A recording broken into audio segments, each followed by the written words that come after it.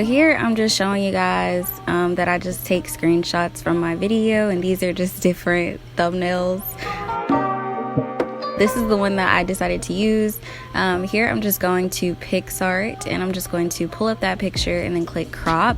So I'm going to crop it just to get me, and then click apply, and then I'm going to go over to cutout, click on person, and it's just going to go ahead and cut me out.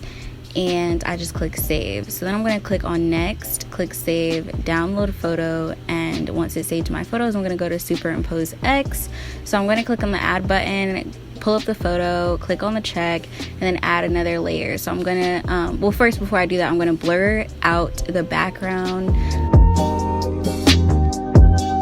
Then I'm going to click on photo layer, pull up the picture that I just got from Picsart, and then put that on top.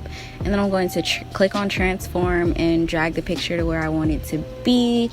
And then I'm going to go over to layers. Now I'm going to turn this all the way up and click on the color, and then I'm using the color picker to grab the color from my t-shirt to have the background color match. And I'm just going to turn that up.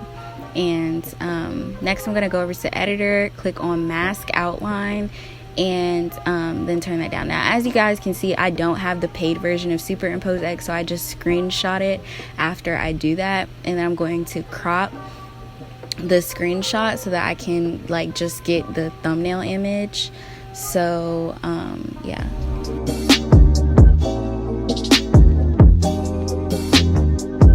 So once I have my image, I click save to photos, and I'm going to head back into Picsart. Now this is a YouTube related video, so for my YouTube videos I like to have this YouTube logo in the corner.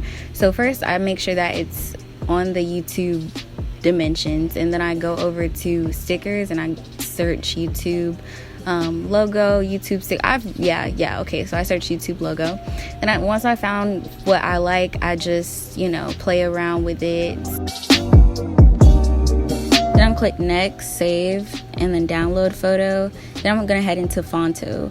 So I use Phonto to put the font onto my videos. I click the camera button, photo albums, and then add in the picture that I just had.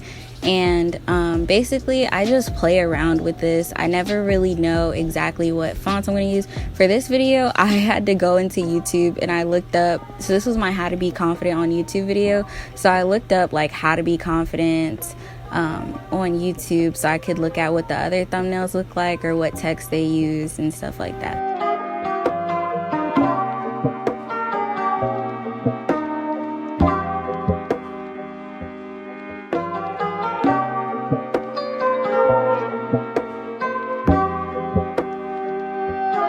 So this entire time I'm just going through and just playing with the text. I went through, you're gonna see, but I basically just kept changing the text and stuff until I was satisfied.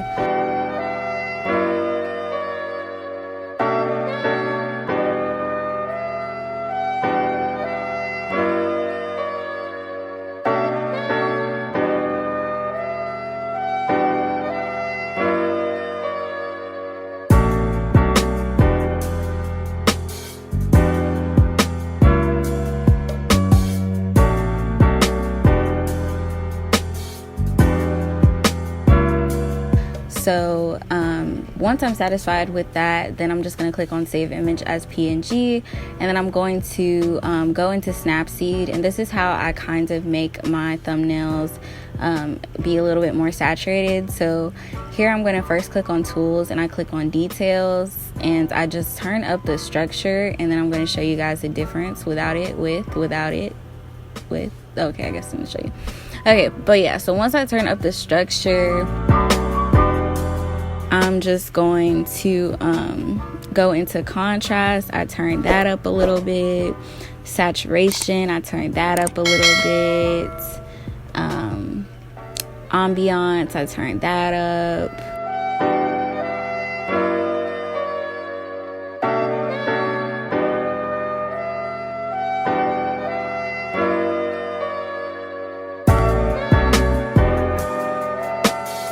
I honestly play with this You know, I don't always do the same thing every single time. I just play with it, and because each image is different.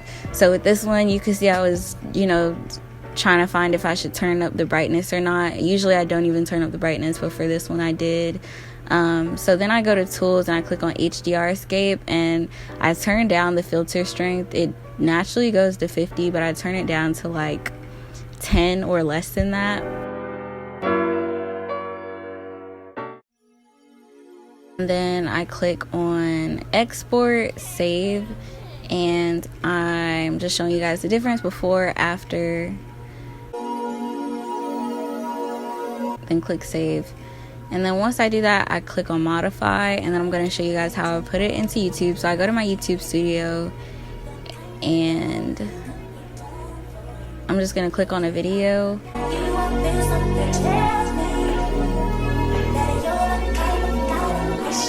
So I chose one of my lives, and then I click on edit. You just click on that pencil button, and then you click on change, and then you just click on the photo that you want to add in, click select, and then you're just going to click save, and boom, your thumbnail is uploaded into the video.